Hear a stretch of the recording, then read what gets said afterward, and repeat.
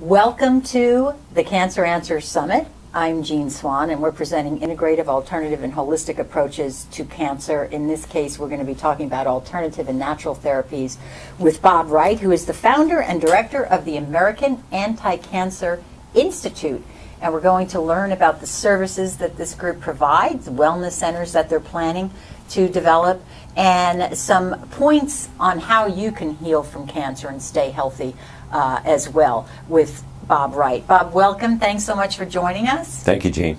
Now, your organization is really helping people understand about healing from cancer. Can you tell us when you founded it, what you actually do, and now your capacity is going to be even expanded more to have actual wellness centers? Well, we certainly hope so. I founded the Anti-Cancer Center about 7 or 8 years ago now, with the idea that we really needed to educate people about what cancer really is. We think that we know. As a society, we think our doctors know. They really don't. If you're diagnosed with cancer today, you ask the doctor why. Why do I have it? Where did it come from?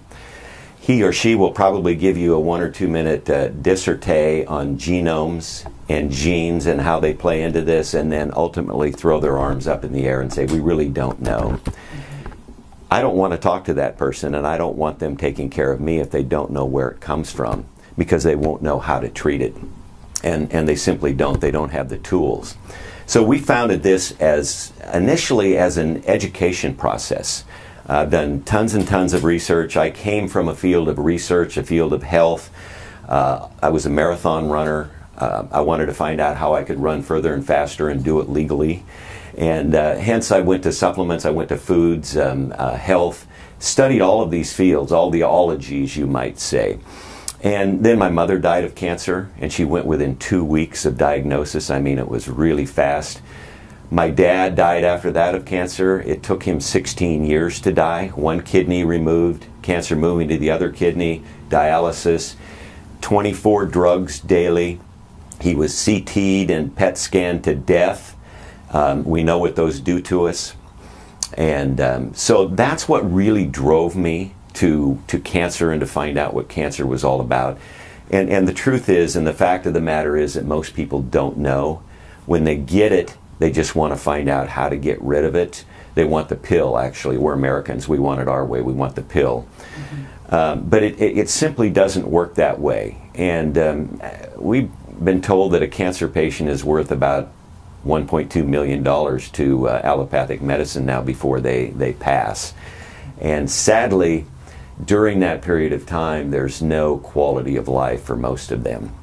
We know the real statistics, and that's that 97% of all cancer patients who undergo chemotherapy are dead in 5 years. The American public doesn't know those facts.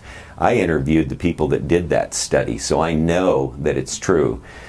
But so we're about education. We're about forwarding treatments and therapies and protocols that really work for people and have worked for not even decades, for centuries and eons. The things that really work, the things that God gave us to treat the human immune system. God gave us that immune system, so if we get a cold, we don't die. We get the flu, we don't die. People don't understand that it's also true about cancer and heart disease and diabetes and so-called autoimmune diseases, neurodegenerative diseases. We should not die of these, but we don't know what to do. So it is, in the final analysis, truly all about education. So we are educational, but soon morphing into the International Wellness and Research Center that will have actual wellness centers in 10 different places in America, offshore as well, where we can, as we discussed, do some things that maybe we couldn't do in the United States. So that's who we are and where we come from. We're international now. We built an infrastructure so that people really know us internationally. I published my book, Killing Cancer, Not People. It's now in its 3rd edition, and it's been accepted all over the world. We've never marketed it, we've never advertised it, and yet we've sold tens upon tens of thousands of these, mostly just by word of mouth. And this is what I would do if I had cancer, and I have no doubts that I would heal, even if I was in an end-stage cancer, because these things have been proven to work over time. Now, you did mention the fact that it's often told to people by doctors even that it's caused by your genes, but we do know from the science of epigenetics, scientifically proven by Dr. Bruce Lipton, that we are not doomed by our cells, that they can be turned on or turned off, our genetic predispositions, depending on our behaviors, including our environment, our thoughts, our choices, our lifestyle. So that's number one that I know you teach people, is that you are not getting cancer because of your genes, it's because of your choices that have activated those possible genetic tendencies. Well, that's exactly right, and the American people don't know that either. And those genetic defects that a few of us have, maybe up to 5%, they still have to, as you said, be activated. Angelina Jolie, they told her that she had like an 80% greater possibility of getting breast cancer. That was wrong to begin with, because they based it on a bell curve and put her right at the top. And so it was false to begin with, and she believed a lie. And it cost her, sadly. So if we can say that genetics is the computer of your body, then epigenetics is the software. It's what runs it. And, you know, we go through a process throughout our lifetimes of acidifying and inflaming our bodies, and therefore making it the home for virtually every pathogen known to man. We block our methylation pathways, our enzymatic pathways. These are the epigenetics, the things that really drive the health of the human body. And yet we pollute them over time, and that's why we break down. That's why those defective genes, if in fact we have them, then are manifested at that time. But if we live a life that is largely good as far as diet and exercise and detox and those things are concerned, those defective genes, if we have them, rare instance again, will never be manifested.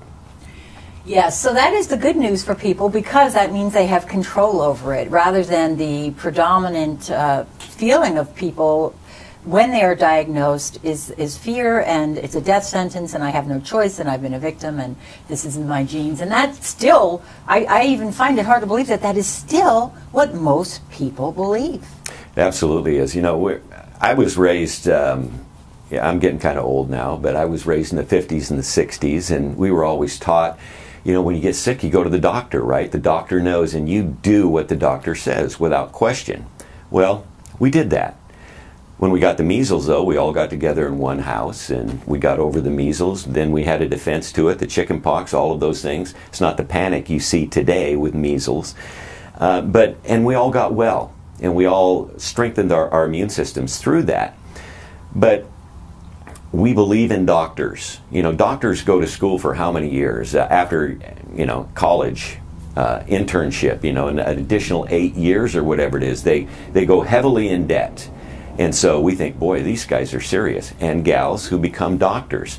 And they are smart people. They have to be smart people to earn that MD degree or ND or chiropractic.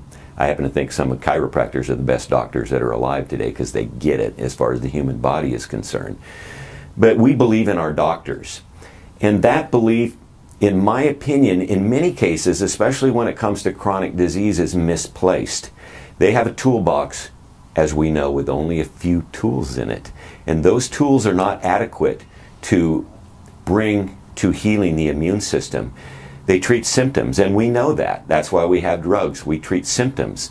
They have no ability to heal the body itself. That's where patients are misinformed about doctors. They think they go to the doctor, they get the pill, they're healed, life goes on. That's not how it works. Hopefully you survive the drug. And it does ameliorate symptoms for a period of time so that your body can heal itself. If it doesn't, largely, you're in that chronic disease state and you spiral down like the diabetics. I have to tell the diabetics all the time, type 2 diabetes, adult onset. Let me tell you what's going to happen to you over time if you don't change the way you live. Diabetes, most type 2 diabetes is healable within 90 to 120 days in almost all patients. But not if you keep sticking your finger and measuring the sugar in your blood and taking the drugs and the insulin. It doesn't heal that way. What happens is you get diabetic neuropathy in your extremities. Sooner or later you have a toe amputated, then your foot, then your leg, and then you die of heart attack or stroke. Diabetics are worth a lot to the medical industry. over a long period of time, and we know that today. So doctors, bless their hearts, we need them. We need good doctors. If I get in a traffic accident, I don't want a plumber. I want the best doctor, the best anesthetician, anesthesiologist that money can buy. So we don't malign doctors. We just call a spade a spade. What can you do? And they can't heal chronic disease. It's a fact.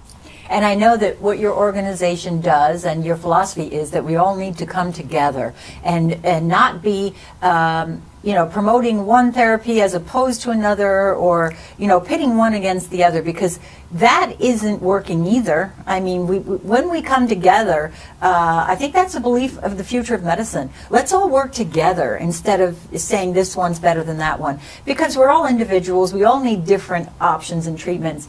So, and I know that is something that you really try to teach people, and you work with practitioners on, is let's get together. Let's be united in this. We're all on the same team trying to heal humanity from an epidemic of cancer. Mm-hmm.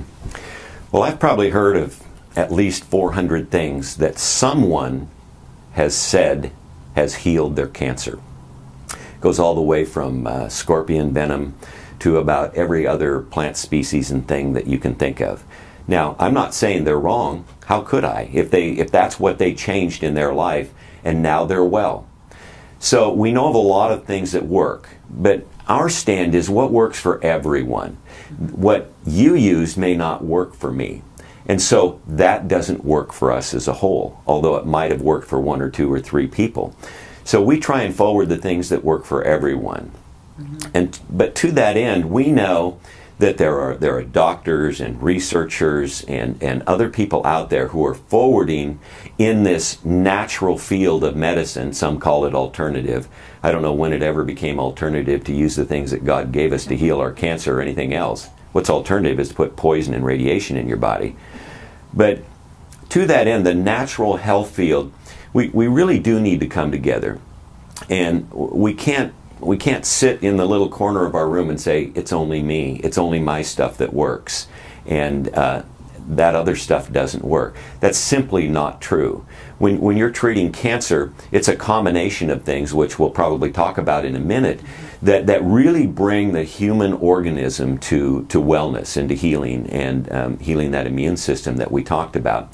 So I get a little miffed when I hear people saying, no, it's only mine that works. And it's not true. And it makes it easy for, we will call them the powers that be, to come in and shut us down and say you're doing the wrong thing, you're saying the wrong things, whatever. Because there's no recourse for any of us, especially if you're a smaller organization. And we've seen many of those over the past 5 and 10 years that have been shut down, who were really doing no wrong. Now, there are some hucksters out there. We know that. In every industry, it's true. And they need to be shut down, and we know that, but it needs to be proven. And so we really do need to draw together to be a force to be reckoned with, and so that we can become generally accepted, not necessarily by the people, because we already are by so much of the population today, but we need to be generally accepted by all people, whether they're in allopathic conventional medicine or natural medicine or Chinese medicine or homeopathy, whatever it might be. We need to pull together and then find out what it takes to heal the human body and share that with everyone. Yes, and on that note, you say that there are 5 general things that you have found that are really work for the majority of people. 5 basic guidelines to healing from cancer or reversing any degenerative disease for that matter. So can you outline for us what those are? Yes, and I must say, and you hinted at it, that what I'm going to say, these 5 different steps or ingredients as it were, will largely work for about any chronic sickness or disease. And of course there are some idiosyncrasies in there and some additives and maybe some subtractions, but largely will work for almost anything, and also they're preventative. What prevents heals, what heals prevents. And the real cure, if we can say the C word in this industry, the cure word, the real cure is prevention. But we're Americans, we don't pay much attention to that. We believe that Burger King tells us we can have it our way, and so we do that. We live the way we want for 50 or 60 years, and then we want the doctor to give us the pill. And we think that's where the answer is, and it really isn't. But if there is a pill, it's a combination of things that the body craves and needs. You need to get rid of the deficiencies. You need to detox. So the things that we recommend first are the right diet, especially if you have cancer. And even more especially if you have midterm or late stage cancer. You need largely a raw, vegan, organic diet. And it's just a fact. People say, I want to eat meat. Okay, I get it. But people don't know how to eat meat. They don't know how to buy it.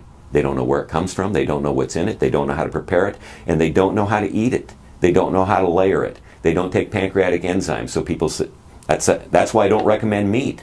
If you know these things, a little meat maybe isn't bad for you. But so the right diet is number one. And if you're not going to be on the right diet, if you're going to continue to eat sugar and Big Macs and drink milkshakes, unless you're Al Dosh, and that's another story, you simply can't get away with that. And that is the fundamental basics of good health, whether it's cancer or anything else. And I say it doesn't matter what you do on Saturday. It matters what you do the rest of the week as far as your diet is concerned, which means that what you do most of the time is really important. But when you have cancer, what you do virtually all of the time is important. So diet is number one. You need to drink the right fluids, particularly the right water, particularly ionized water. You need to detox the body, you need to take the right supplements, and you need to exercise if you can. So those are 5 steps. They're more intricate than just 5 numbers.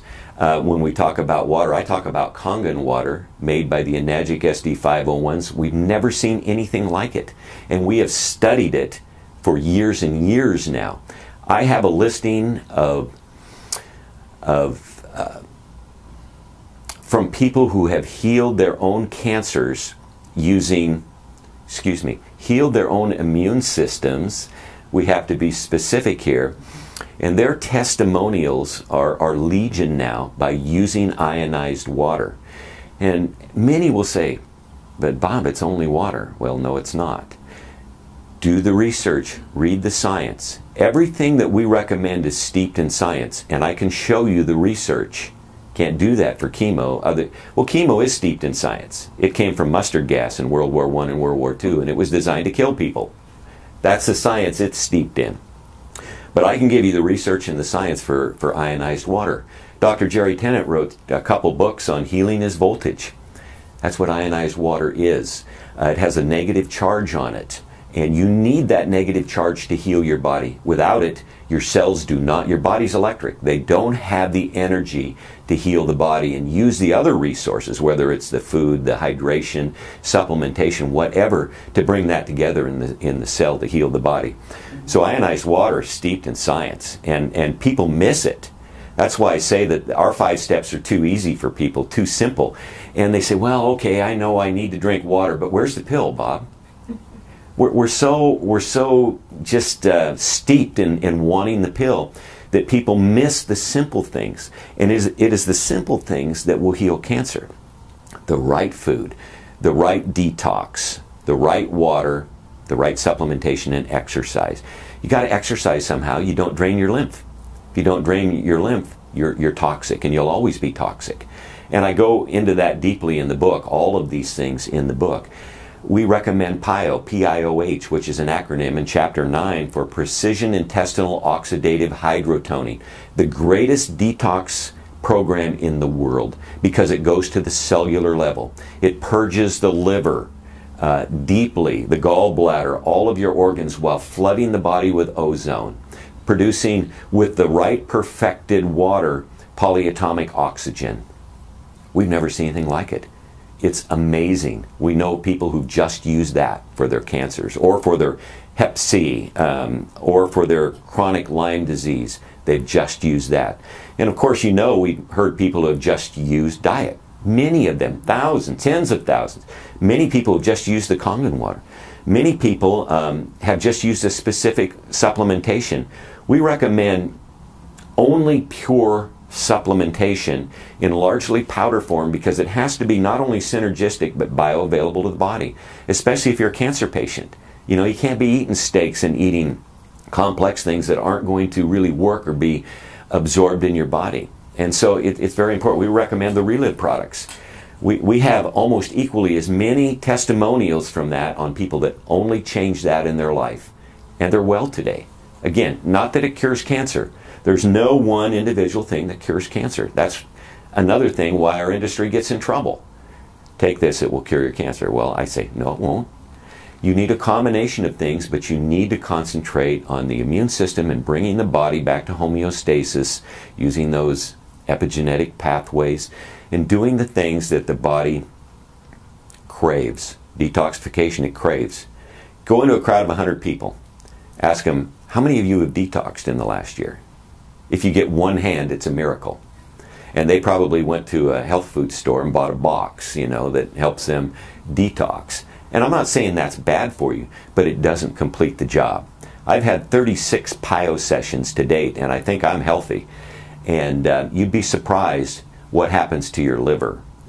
It purges. I've had in excess of 15 purges in one session, which means my liver is being cleansed.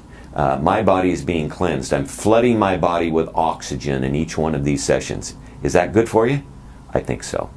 Tell us more about that detox session. Where is it available? Where can people get it? Do you have to go to a clinic to have it done? Tell us more about that. Well, that's the downside.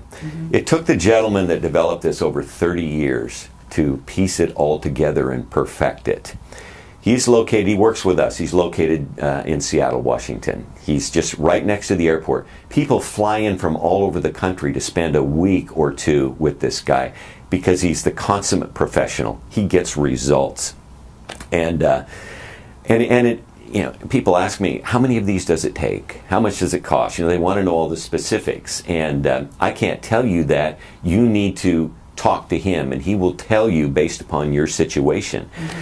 But the sad part is it's only one place in the United States now.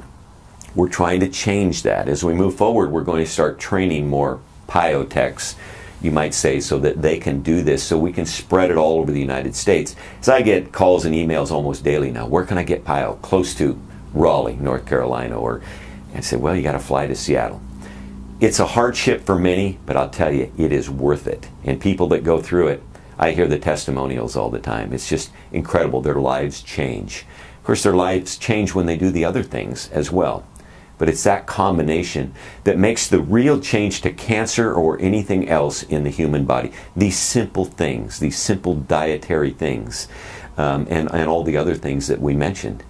It doesn't have to be complex. You don't have to take 150 pills a day. You don't have to do all of these other things. Now, I'm not maligning those either, because I know the late Dr. Nicholas Gonzalez used the enzymes, and some people were taking 150 of those a day. He had great results, and we miss him because he was very good. But I think that it can be more simplistic than that, but it's not free. And that's another thing that we work on. Cancer patients come to us, they've been so overtreated, all their deductibles are shot, they're bankrupt largely, and they can't afford to buy a supplement at that point. How do we help them? There's no insurance that covers these things.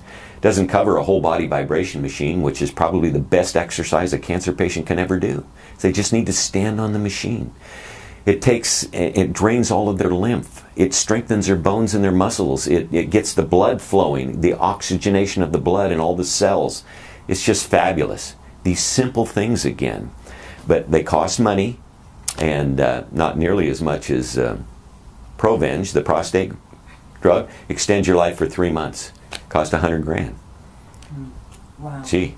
How do you help people? Because that is an enormous question. Because with all of these possibilities for people, that are not chemo, radiation therapy, and sometimes surgery, which is sometimes necessary. But when people do find out, well, there's another way to go, regardless, many of these people do not have the finances, whether it's covered by insurance or not, and most of these that you're talking about would not be, right? That's correct. So what is the solution, or what is at least some hope for these people? Well, there's always hope, and we give them hope to begin with.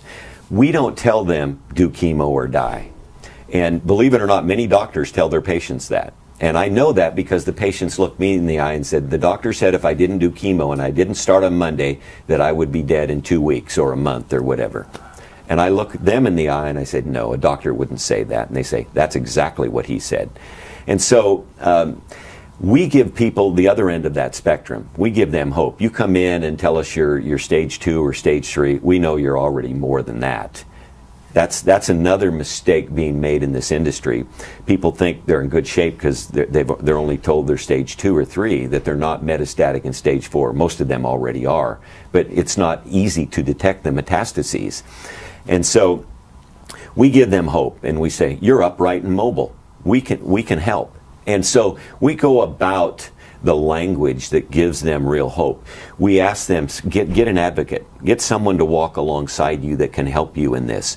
We have seen so many people put together these crowdfunding things and other type of internet fundraising programs where they've raised enough that just, and it's not that much, just to provide the resources that will get them through this. We're also working on, believe it or not, and you may not have ever heard of this, insurance for natural means.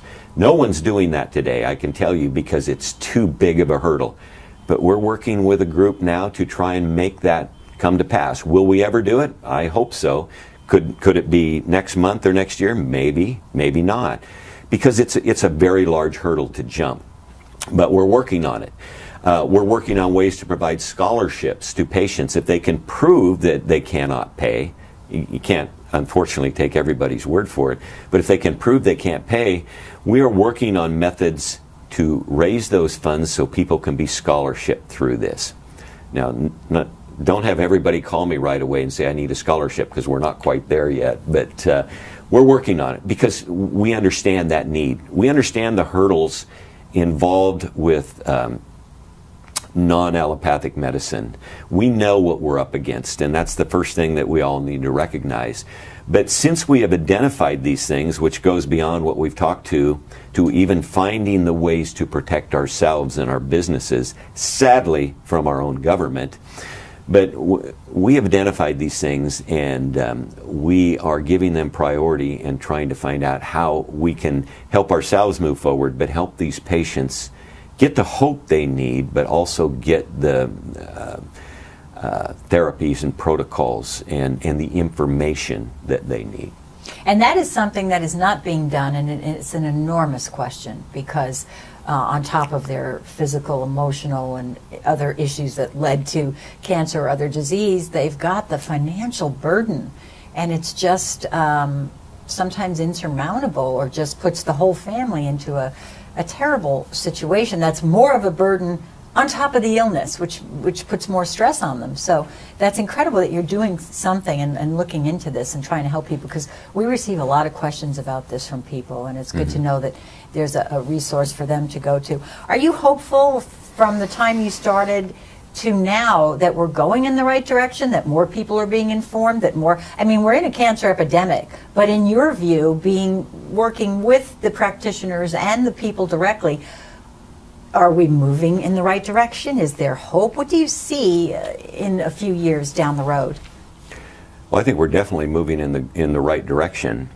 Since I really started my research in about 1985, I have seen a tremendous surge, especially in the supplementation world. And food is so important to the body. As we discussed earlier, it is the baseline for wellness and for healing. Other things need to be added, but it is in fact the baseline. When I first started studying supplements back then, most of them were junk. Most of them would fractionate vitamins and dump them into a can or a bottle and say, this is good for you. Well, maybe it was a little bit good for you, but largely not so. It took me a while to find the first one that I could tell was really good and really helped me as a marathon runner. And so I've continued that study, and we are seeing some of the greatest advances and strides in nutrition come today, and every day it seems to be better. We know we're making a difference because the government is really getting active against those of us who do what we do. And it's kind of like that last gasp type of thing, because people are fleeing conventional medicine more so than ever before. And if we do manage at some point to get insurance in place, they will flood us because they probably would not give a plug nickel for chemo and radiation. But you can see that it's dying. Chemo and radiation is dying because if you watch 60 Minutes and some of these other shows, they're going to something that they call immunotherapy now. I mean, gee, we've been doing immunotherapy forever because we're trying to strengthen the immune system. You know, we know about epigenetics. We know about these things. So this now is the brand new state-of-the-art discovery in conventional medicine, this immunotherapy. And it is simply not true. It's another lie because they are trying to stimulate the immune system with drugs. Could it work for some people? Sure. Chemo works for some people, but not very many. But it's not going to work long term. They're grasping at straws because drugs are not going to facilitate that fully, and they're going to damage the patient again. Everything they do because of patent needs and profits is going to somehow damage the patient because they cannot patent the natural things that we use that actually don't harm the patient and help the patient. There are 1,000 things out there I could tell you today that work way better than chemo. They're all natural, and they're almost free compared to chemo.